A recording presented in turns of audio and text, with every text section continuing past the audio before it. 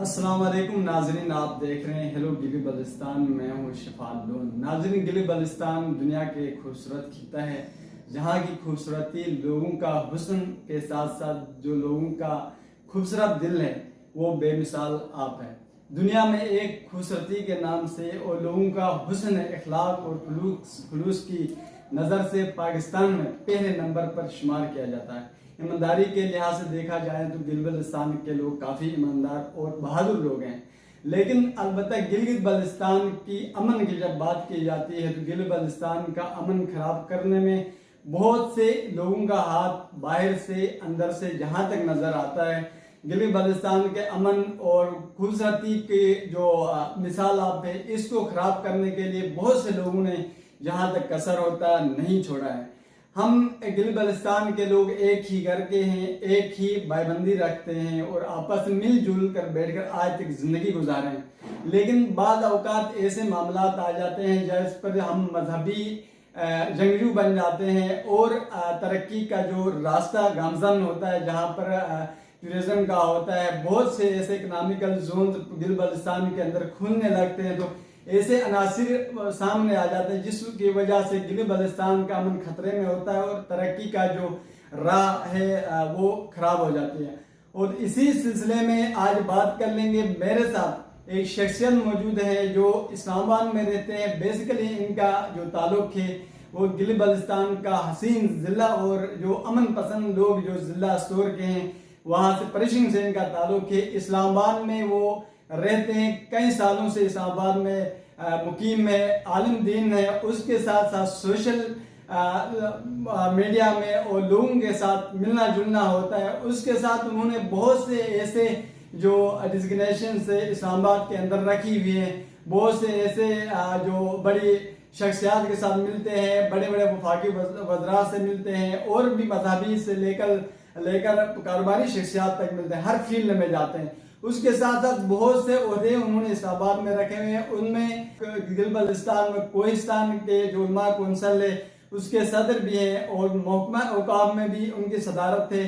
اس کے ساتھ جی 6 اسلام آباد کو جو پرانا اور مہنگا سیکٹر ہے جہاں پر بڑے لوگ رہتے ہیں وہاں بھی وہاں پہ ایک مسجد میں ایک خطیب ہے اور مدرسے کا معلم بھی ہے. ان سے بات کرنا چاہیں گے گلگت بلتستان کا امن کس بات پر مشروط ہے اور کس بات پر اس کا منحصر ہے اور لوگوں کو کیا کرنا چاہے، گورنمنٹ کا کیا کردار ہے، لوگوں کا پڑھے لکھے لوگوں کا اور علماء کا، گلگت بلتستان کے مکاتب فکر کے جو علماء ہیں ان کا کیا کردار ہے. ان سب باتوں سے آپ جانے سے پہلے ان کا تعارف میں نے کرایا. ان کا نام ہے مولانا ذوالفقار احمد صاحب. ان کا نک نیم گاؤں میں جو جانا جاتا ہے حاجی ذوالفقار کے نام سے جانا جاتا ہے. ذوالفقار صاحب آپ کی بڑی مہربانی، آپ نے ہمارے اسٹوڈیو کو ٹائم دیا اور لوگوں تک آپ کا اپنا تجربہ جو نالج ہے اس کو آپ پہنچانے میں آپ نے لوگوں کو رہنمائی کے لیے ہمیں وقت دیا. آپ کی بڑی مہربانی. باتوں پہ جانے سے پہلے آپ سے یہ پوچھنا چاہوں گا، گلگت بلتستان کا امن جہاں تک پہلے ہم ایک اچھے تعلقات سے رہتے تھے لیکن سابقہ کچھ دنوں میں گلگت بلتستان کا امن کے اوپر کافی دشواریاں پیدا ہو چکی ہیں، تو اس کے اوپر کیا کہنا چاہیں گے؟ کیا آپ کا تجربہ کیا کہتا ہے، کیا وجوہات ہیں؟ بسم اللہ الرحمن الرحیم. سب سے پہلے تو میں ہیلو جی وی کی پوری ٹیم اور خاص کر کے آپ کا نہایت مشکور ہوں کہ آپ نے مجھے اس اہم موضوع پر اور اس اہم وقت پر بات کرنے کا موقع فراہم کیا. گلگت بلتستان کے امن کے حوالے سے آپ بھی جانتے ہیں، ہم چونکہ وہاں کے باشندے ہیں اور ہمارا مطلب واسطہ بھی ہے اور ایک گہری نظر ہے وہاں کے معاملات پہ. تو وہاں رہنے والے لوگ ایک چھوٹا سا خطہ ہے 20 لاکھ آبادی پر مشتمل اور وہاں 10 اضلاع ہیں اور ان 10 اضلاع میں بہت سارے مسالک کے لوگ رہتے ہیں. اہل تشیع برادری کے لوگ ہیں، اہل سنت ہیں، اہل حدیث ہیں، بریلوی مسلک ہیں، اسماعیلی برادری کے لوگ ہیں، اسی طریقے سے نور بخشی امامیہ، نور بخشی صوفیہ مسلک کے لوگ ہیں. لیکن یہ سارے کے سارے پرامن اور ایک ادب احترام والے بہت اچھے لوگ اور بڑا اچھا وقت انہوں نے گزارا ہے. آپس میں پیار محبت کے ساتھ ایک فیملی کی طرح یہ رہے ہیں. بدقسمتی سے کچھ عرصہ قبل، تقریباً آج سے کوئی 15 سال کہہ لیں، 20 سال کہہ لیں، چند عناصر کی وجہ سے ملک کا جو امن تھا وہ داؤ پہ لگ گیا.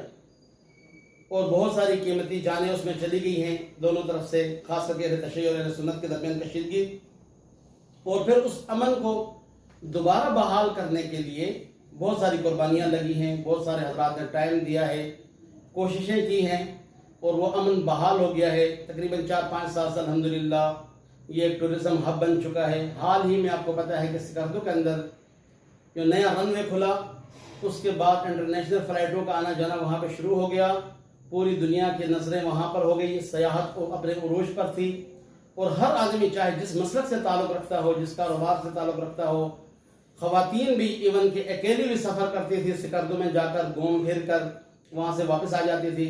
لیکن ہماری یہ بدقسمتی ہے، نظر لگ گئی ہے چند سازشی عناصر کی، سازش کہہ لیں جو بھی کہہ لیں، کہ حالیہ واقعات میں ایک دم گلگت بلتستان کا وہ خطہ جو بلتستان سب سے زیادہ ادب والا اور پرامن سمجھا جاتا تھا، وہاں کے چند لوگوں کو کھڑا کیا گیا، اور ان لوگوں نے کھڑے ہو کر کے صحابہ کرام رضوان اللہ تعالیٰ علیہ اجمعین کے بارے میں کھلم کھلا ایسی باتیں کی جس کے نہ قانون اجازت دیتا ہے، نہ اخلاقیات اجازت دیتی ہیں، اور نہ ہی وہاں کا معاشرہ اور حالات اجازت دیتے ہیں۔ جی بی اسمبلی سے ضابطۂ اخلاق اور قراردادیں پاس ہوئی، اگر اس پر عمل کیا جائے تو یہ خطہ پرامن بن سکتا ہے۔ لیکن ابھی بھی علماء کرام کو، ذاکرین کو، ذمہ دار شخصیات کی ذمہ داری بنتی ہے کہ جو چند ایک عناصر ہیں جن سے یہ غلطی ہو گئی ہے، ان کی حوصلہ افزائی نہ کریں، حوصلہ شکنی کریں، اور سب لوگوں کو امن کا اور سکون رہنے کا درس دیں۔ جی سر، آپ نے ایک بات علماء کرام کی کہ علماء کرام کی آج تک گل بلتستان کے امن کے اوپر دیکھا جائے تو علماء کرام کی تھوڑی سستی دکھائی دے رہی ہے، اور لوکل لوگوں کا جہاں تک انہوں نے اپنے خون کا نذرانہ دیا ہے امن کے لیے، اور ذاتی جو ہماری گل بلتستان کی ایکشن کمیٹی ہے اور بھی کاروباری شخصیات جنہوں نے امن کے لیے اپنا کردار ادا کیا، اس کے باوجود اچانک اس طرح کے حالات کا پیدا ہو کر اور پھر جو ہمارے ذمہ داران ہیں ان کی خاموشی کس طرح کے، اس طرح کے 100 سوال اٹھتے ہیں کہ ان کی خاموشی کے پیچھے کیا وجوہات ہیں۔ ایک بڑی خاموشی ہوئی کہ لوکل لوگوں کی طرف سے ایک دوسرے کے اوپر FIR کرنا، گستاخیاں کرنا یہ عام ہو گئی، لوکل لوگوں کی ذمہ داران کی طرف سے کسی قسم کی ذمہ داری نہیں دکھائی دے رہی، اس کے اوپر کیا کہیں؟ بالکل یہ بہت افسوس کی بات ہے۔ اگر علماء کرام میں سے، ذاکرین میں سے کوئی ایک شخص کوئی ایسی اشتعال انگیز بیان دے دیتا ہے، کوئی بات کرتا ہے، تو اوروں کی ذمہ داری بنتی ہے کہ بھائی اس سے حوصلہ افزائی اس کی نہ کریں بلکہ حوصلہ شکنی کریں اور علاقے میں امن کے لیے کام کریں۔ اور یہ بات آپ کی بالکل درست ہے۔ اتنا کچھ ہونے کے باوجود گورنمنٹ، بلکہ کچھ دن پہلے میں اپنے وزیر داخلہ صاحب کا بیان سن رہا تھا کہ گورنمنٹ اپنے ریٹ قائم کر کے رہے گی، ہر حال میں ہم اپنے ریٹ قائم کریں گے، خاموش نہیں بیٹھیں گے۔ لیکن ابھی یہاں پر تو ریٹ چیلنج ہو رہی ہے، ضابطۂ اخلاق قومی اپنی گلگت اسمبلی کی قراردادوں کی جو ہے وہ مخالفت ہو رہی ہے اور اس پر بیانات آ رہے ہیں، تو وزیر داخلہ کو بھی سیکیورٹی، خیر وزیر داخلہ صاحب شاید اتنا وہ نہیں بھی کریں، تو خاص کر کے ہماری لا انفورسمنٹ ایجنسیز ہیں، پاک آرمی ہے، ان کو چاہیے کہ وہ مداخلت کریں۔ حساس جگہ ہے، حساس علاقہ ہے، اور پھر ملک کو خدا نخواستہ علاقے کو جو ہے وہ انتشار کی طرف لے جانے کی باتیں ہو رہی ہیں، اور پھر لداخ اور کارگل کا راستے کھولنے کی باتیں ہو رہی ہیں۔ اور ان حالات کے اندر آرمی کو چاہیے کہ مداخلت کرے اور دیکھیں جو شرپسند عناصر ہیں ان کے ساتھ پوری جو ہے وہ طریقے کے ساتھ ان سے نمٹا جائے، اور جو علاقے کے لوگ ہیں ان کو پرامن رکھنے میں علماء کا بھی کردار ادا ہونا چاہیے، اور اسی طرح جو ہمارے ایجنسیز کے لوگ ہیں، ذمہ دار لوگ ہیں، حکومتی لوگ ہیں، ان کو بھی اپنا پورا کردار ادا کرنا چاہیے۔ خدا نخواستہ پھر یہ جو چنگاری ہے یہ بڑھتے بڑھتے کوئی بڑے طوفان کی طرف نہ چلی جائے، اس سے پہلے دونوں طرف کے لوگوں کو ٹھنڈا اور پرامن رکھنے کے لیے ہر حد تک فوری طور پر جانے کی ضرورت ہے۔ جی سر، آپ نے بات تو علماء کرام کی بھی کی، ابھی لوکل لوگ آتے ہیں جہاں پر اسٹوڈنٹس ہیں، تقریباً 92 سے 95 تک پرسنٹیج گل بلتستان کی لٹریسی ریٹ کی گئی ہے۔ اس کے باوجود اس طرح کے معاملات میں سب سے پہلے کافی اسٹوڈنٹس بھی دیکھے گئے جو آگے اور معاملات بگاڑنے میں تقریباً ان کا کافی اچھا وہ امیج نہیں رہا۔ اس کے ساتھ لوکل لوگ ہیں، کاروباری حضرات ہیں، اور بھی جو ہیں ہمارے مختلف جو زندگی کے امور سے تعلق رکھتے ہیں، تو ان کا کردار کیا ہونا چاہیے اس کے پیچھے؟ اصل میں جو ہماری لیڈرشپ ہے، علماء کرام ہیں، مذہبی جو رہنما ہیں، ان کے پیچھے عقیدتاً محبتاً وہ چل پڑتے ہیں. اگر وہ کوئی بات کہتے ہیں تو لبیک کہتے ہیں، اور لیڈر قائد ہوتا وہی ہے کہ جو غلط فیصلہ بھی کرے تو قوم کو اعتماد میں لیتا ہے. تو ان کے جذبات ہیں، ان کا جو احترام اور ادب ہے، اس سے ہمیں ناجائز فائدہ نہیں اٹھانا چاہیے. جو علماء کرام ہیں، جو لیڈر حضرات ہیں، کہ وہ اسٹوڈنٹس کے، کاروباری لوگوں کے، دیگر جو مذہبی اور مسلکی لوگ ہیں، ان کے جذبات کو ابھار کر کے، ان کو استعمال کر کے، ان کو بطور ہتھیار کے استعمال کر کے، ان کی پاور کو سامنے دیکھ کر کے مطلب انتشار کی طرف ہم جائیں، یہ بالکل غلط ہے. جو آدمی جتنے بڑے عہدے پر ہے اس کی اتنی بڑی ذمہ داری بنتی ہے. سب کو چاہیے کہ ساروں کو پرامن رہنے کی تاکید کرے. یہاں پر ہمارے ہاسٹلز میں، کالجوں میں، یونیورسٹیز میں سارے مسالک کے لڑکے ایک ہی گھر کے افراد کی طرح پڑھتے ہیں، تعلیم حاصل کرتے ہیں. لٹریسی ریٹ جس طرح آپ نے بتایا کہ بہت بڑھ گئی الحمدللہ. گلگت بلتستان جو ہے کشمیر سے بھی بہت آگے اس حوالے سے. اور پھر جب امن نہیں ہوگا وہاں پر تو نہ تعلیم میں مزہ آئے گا، نہ کاروبار ہوگا. خاص کر کے سیاحت بہت بری طریقے سے متاثر ہو جائے گی. ہر شخص پریشان ہوگا. جس طرح بھی ایک ہفتے سے تقریباً سارے لوگ ٹینشن کا شکار ہیں، پریشانی میں ہیں. ایمرجنسی میں سفر کرنے والے بھی سوچ رہے ہیں، وہاں رہنے والے بھی سوچ رہے ہیں کیا ہوگا، حالات کیسے ہوں گے. تو اس ٹمپریچر کو فوری طور پر ٹھنڈے کرنے کی اور نیچے لانے کی ضرورت ہے. اچھا سر، میں ایک بات ضلع اسٹور کی بات کروں. ضلع اسٹور پہ تقریباً دیکھا جائے تو 2 مسالک ہیں، تیسری مسالک نہیں ہے. تو یہاں پہ یہ ہے کہ 50% ہے، 50% یہ ہیں تو 15% سنی ہیں. لیکن اس کے باوجود بھی ابھی تک ضلع اسٹور کی طرف سے کسی امن میں خرابی کرنا اس طرح کا کوئی امیج نہیں آیا. یعنی لوگوں کا کوئی کردار نہیں رہا. جہاں پروٹیسٹ کیا اپنے حد تک اپنے جو حقوق ہیں اس کے لیے کیا، شیعوں نے بھی کیا، سنیوں نے بھی کیا. اب چوک کے اندر، خلفائے راشدین چوک کے اندر اپنے حق کے لیے کیا. لیکن اس طرح کی حق درمی یا گستاخی ضلع اسٹور کی طرف سے نہیں آئی. تو ضلع اسٹور کا ایک امیج ہے. تو کیا باقی لوگ، بلتستان کے لوگ، گلگت کے لوگ یا چلاس کے لوگ، جامر کے لوگ اسٹور کی مثال کو کیوں نہیں اپناتے؟ اس کی وجوہات کیا ہیں اور اسٹور میں امن کیوں ہے؟ اس کے اوپر کیا کہیں؟ اسٹور جس طرح آپ نے بتایا ماشاءاللہ ایک مثالی ضلع ہے. وہاں کی جو لیڈرشپ ہے، سیاسی ہے یا مذہبی ہے، وہ بین المذاہب ہم آہنگی کے حوالے سے اس سے بڑھ کے کیا ہو سکے کہ حال ہی میں محرم الحرام کا جو جلوس تھا اہل تشیع و برادری کی جانب سے، تو اس کو لیڈ کرنے والے چیئرمین حبیب اللہ صاحب اور دیگر لوگ جو وہاں پر اہل سنت کے لوگ تھے، محبوب علی خان صاحب ہیں، شمس لون صاحب ہیں، ان لوگوں نے اس جلوس کی قیادت کی ہے اور آگے آگے ہو کر کے لے کے گئے ہیں، ساتھ چلیں. تو اس سے ایک اچھا امیج جاتا ہے اور یہ پرامن ضلع الحمدللہ. اسی طریقے سے اسٹور سے بھی بڑھ کر بلتستان کے بارے میں لوگ سوچتے تھے کہ کوئی ایک خاتون اکیلی وہاں سفر کر لے، کوئی مذہبی بڑے سے بڑا رہنما چلا جائے، بغیر اطلاع کے چلا جائے، کسی قسم کی کوئی پریشانی نہیں ہوگی. اور میں یہ سمجھتا ہوں کہ بلتستان جیسے پرامن خطے کو ٹارگٹ کرنا اور وہاں پر لوگوں کو کھڑا کر کے صحابہ کرام کے خلاف باتیں کروانا، یا جان بوجھ کر یا جس حوالے سے بھی ہوئی ہیں، اور پھر کشیدگی، یقیناً یہ سوالیہ نشان ہے اور اس کے پیچھے جو مضمرات ہیں اس تک پہنچنے کی ضرورت ہے. اور اس کو مثال بنا کر جس طرح اسٹور الحمدللہ پرامن ہے، اس طرح فی الحال گلگت کے اندر بھی، غزر کے اندر بھی، ہر جگہ پر فی الحال الحمدللہ بہت پرامن ماحول ہے اور سارے ذمہ داری کا ثبوت دے رہے ہیں. صرف بلتستان کے حضرات سے میں پھر بھی ایک دفعہ کہوں گا کہ جو ہمارے لیڈر حضرات ہیں، ذاکرین ہیں، وہ اپنی انا پر آ کر کھلم کھلا جو ہے دوسرے مسلک کے مقدسات، صحابہ کرام، قرآنی شخصیات، ان کو اس طریقے سے ٹارگٹ کر کے ماحول کو خراب کرنے کے بجائے پرامن رہیں. اور جو ہمارے معاہدات ہوئے ہیں اور اسی طریقے سے ضابطۂ اخلاق مرتب ہوا ہے، گورنمنٹ نے منظوری دی ہے، اسمبلی سے پاس ہوئے، اس پر ہر دو جانب کو عمل کرنے کی ضرورت ہے.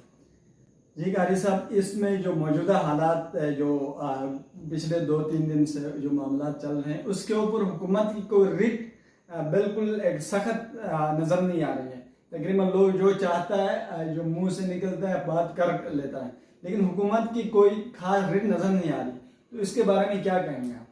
جی بالکل، یہ افسوسناک صورتحال ہے. میں یہی کہوں گا کہ کوئی بھی آدمی چاہے جس مسلک سے بھی تعلق رکھتا ہو، جب گورنمنٹ یہ دیکھ لے کہ یہ بندہ حد سے گزر رہا ہے اور اس کی جو تقریر ہے، اس کی جو باتیں ہیں وہ اشتعال دلا رہی ہیں، ایک پرامن علاقے میں آگ لگانے کا ذریعہ بن سکتی ہیں، تو فوری طور پر اس کو پہلے تو مذاکرات کے ساتھ، اخلاق کے ساتھ بات کی جائے، اس کو روکا جائے. اگر پھر بھی نہیں رکتا، وہ اور لوگوں کو بھی استعمال کر کے اشتعال دلاتا ہے تو پھر گورنمنٹ کو اپنے ریٹ قائم رکھنی چاہیے، ہر حال میں رکھنی چاہیے.